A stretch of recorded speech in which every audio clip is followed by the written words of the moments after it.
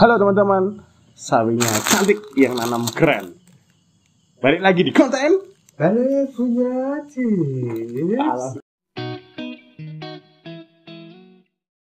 Jadi gini, minggu ini kami mau membahas mengenai jarak tanam.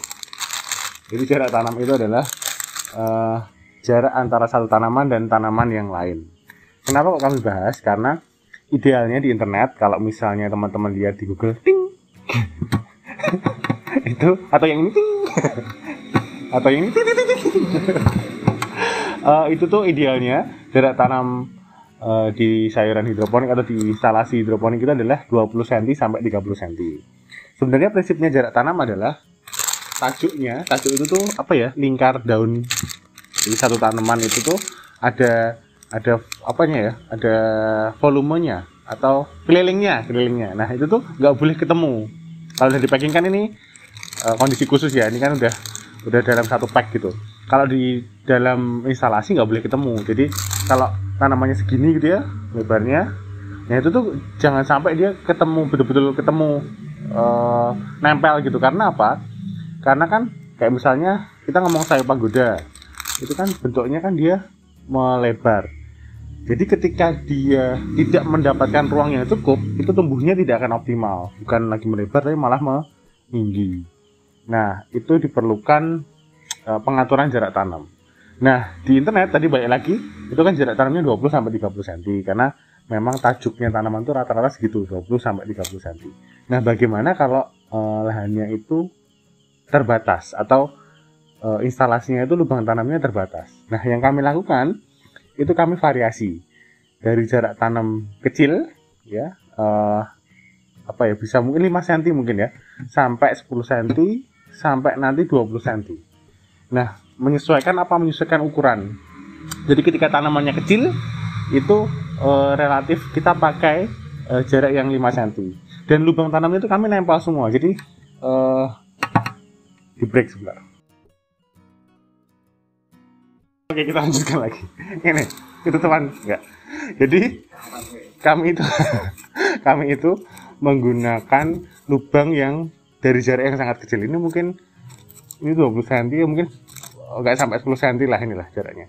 Nah, ketika ukuran kecil, ini lubang akan terisi penuh semuanya. Karena tajuknya kan masih kecil-kecil. Ya, tidak saling menyinggung satu sama lain. Tapi ketika sudah ukuran besar, mulai kami jaraki, misalnya di sini isi, sini kosong, sini isi, sini kosong, sini isi gitu misalnya.